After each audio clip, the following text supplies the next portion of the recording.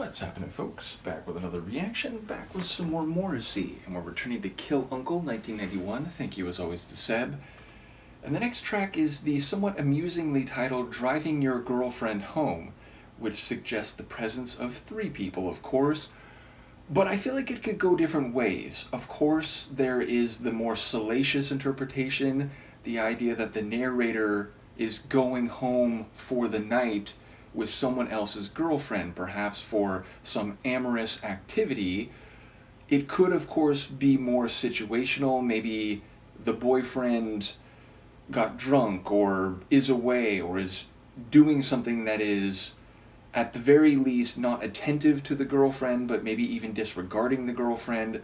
So the narrator is providing a service to the girlfriend, maybe, of course, to the boyfriend as well. Maybe it is something where it was a request, but it could be more neutral, say, or at the very least supportive of the girlfriend who might have been disregarded by the boyfriend. And it could also be indicative of a genuine love triangle, which I often talk about this in my watch-alongs of movies or shows, where like people use the phrase love triangle a lot.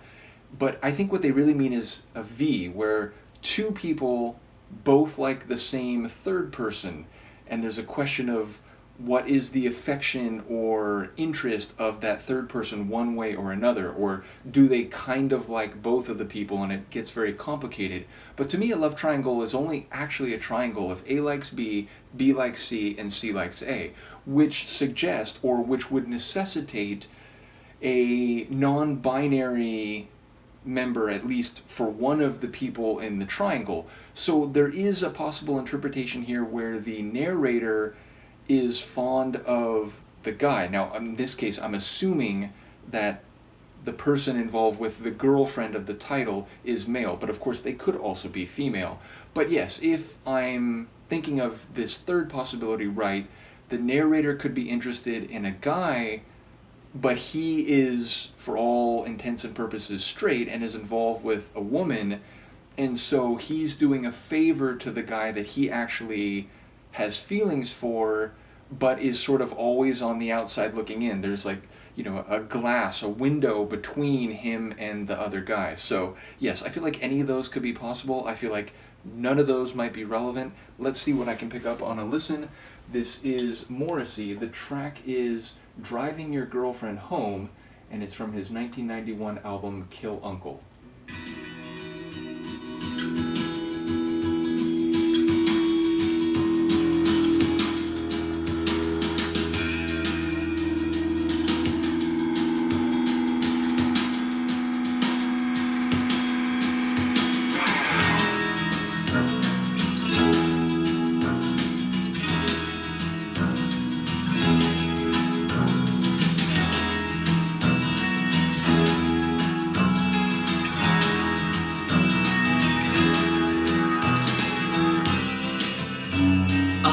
Driving your girlfriend home, and she's saying how she never chose you.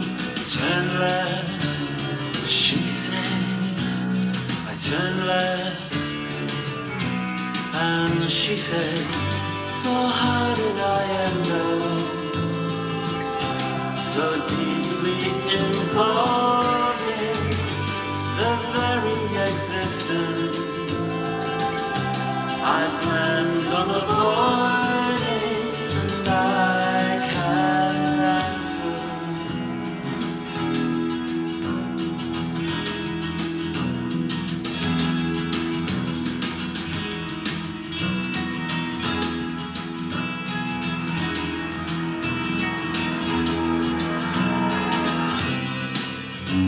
I'm driving your girlfriend home, and she's laughing to stop herself crying. Drive on, she says, I drive on, and she says, so how did I end up attached to this person?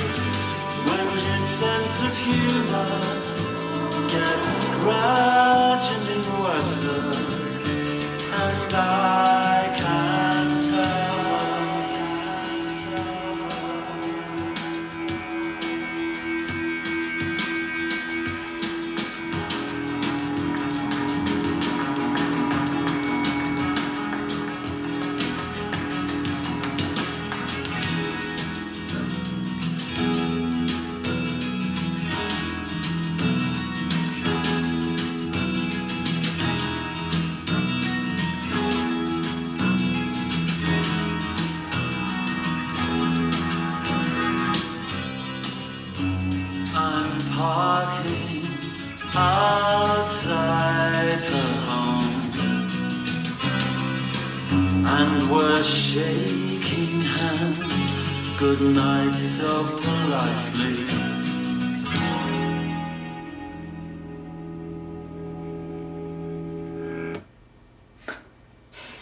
What an interesting tune. So, okay, I think maybe that last possibility I rose is at least not ruled out by what I heard. It does feel like it's more a commentary on the woman's attitude and seeming like disbelief in where she is. It sounds like she's wondering aloud to this friend of her boyfriend, and again, I don't think it's necessarily ruled out that the narrator does have feelings for the guy, but she's saying like, how did I get into the situation that I never would have imagined myself to? How am I with a person who doesn't seem to have the greatest sense of humor, and it's getting worse? And she's kind of laughing about it, though, as he says, maybe as a way to avoid crying about it. If you don't laugh, you'll cry. Now, maybe implicitly unsaid in the narrator's description of what is happening on his way home, and I really do get a visual sense of he's going left here, he's driving straight here, he's driving through the night. Now, it could be any time, of course, but I'm thinking of it being the very late night, early morning, after bars close, and when people need to be driven home, maybe because they have been drinking. But maybe there is some tryst or affair going on between the narrator and this other guy, which is why he can't say anything. He can't reply, well, maybe he's disillusioned with you because he's found something with me. Maybe, he doesn't, maybe you're in a situation, a loveless relationship, because that love is being directed elsewhere. But again, I don't think there's anything explicit in that regard.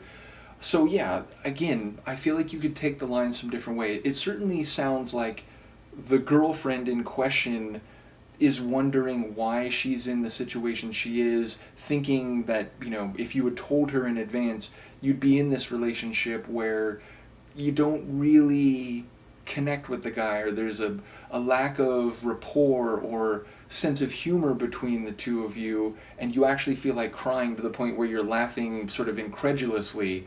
She wouldn't have expected to be in that situation. So most overtly, it's about the girlfriend, but there's a lot of subtext, maybe about the narrator, certainly about the boyfriend, and perhaps something between those other two characters. But yeah, there's nothing overt, at least that I heard. So a really interesting one. Sonically, it has a bit of a dreamy, floaty, somewhat Smiths-like feel to it. There is that pulsing bass at the bottom of the track, which kind of grounds it sonically. It doesn't feel quite as dreamy and floaty as it might otherwise, and there is a cyclical feel to it, which that could just be rhythmically and melodically. It's designed to have this, it's an ongoing story type of sound, but it could also give you a sense of being in a car where you're going down streets and the wheels of the car are turning in the same way the wheels of the narrator and also the girlfriend are all turning. But yeah, it's a really interesting tune, and there's a suggestion at the end that there's nothing untoward going on between the narrator and the girlfriend. It's like, oh, thank you for the ride home. I mean, they're shaking hands. It's like they're not even close enough to have a platonic or non-romantic type of hug. So maybe the narrator has some sense of reservation toward the girlfriend, which again could be about his connection to the boyfriend, could be about how he thinks like, oh, she's telling me these things, but she's not dealing with it with my friend, the boyfriend, which again, I suppose there's not even a direct indication that he is friendly with the boyfriend, though again, I think the subtext would suggest that, because he's addressing the song to the other person. But yes, it feels like maybe there's judgment on the part of the narrator, implicit judgment that, she's not valuing him and she's not speaking to him directly and honestly. So yeah, a lot of curiosity for me with this one lyrically, even though I think I caught just about everything in terms of the words on a first listen. So a fun tune, curious to hear what people have to say about this one. Let me know what you think, and I'll see you for the next one. Peace.